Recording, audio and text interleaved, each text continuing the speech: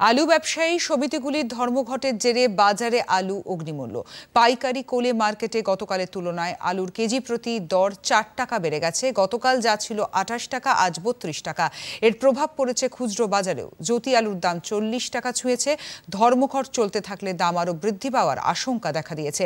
গড়িয়াহাট বাজারে আলু ব্যবসায়ীরা রীতিমতো অনিশ্চয়তার সামনে দাঁড়িয়ে। মহাজনদের কাছে আলুর মজুদ প্রায় শেষ বলে জানালেন খুচরো ব্যবসায়ীরা।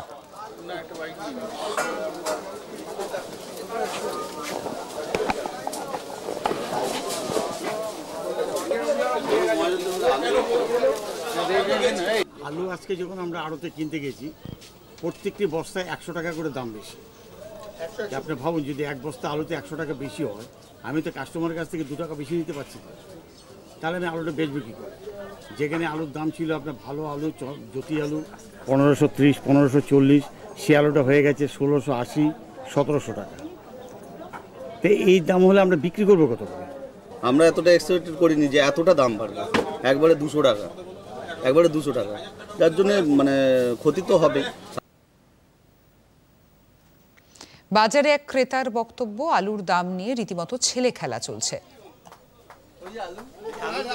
কিছু করার নেই, কিছু করার নেই, খেতে তো হবেই সবাইকে। দাম বাড়ছে দেখে যেরকম খাওয়া হচ্ছে তাতে কম খেতে হচ্ছে, এরকম অবস্থা। আর সবসময় তো সম্ভব হয় না এত দাম দিয়ে সবাইকে কেনা। পাইকারি কোলে মার্কেটে আলু বিক্রেতারা এই দাম বৃদ্ধি বাৎসরিক ঘটনা বলে মনে করেন। ধর্মঘটের জন্য আলুর দামটা বেড়েছে, নাহলে কয়েকদিন আলুর দাম বাড়েন, দাম কমেই ছিল। এমনি এই কালতে আজকে ধর্মঘট, তো সেই জন্য দামটা বেড়েছে। আলু স্টোর বন্ধ হয়ে আছে, সেটা দাম বেড়েছে।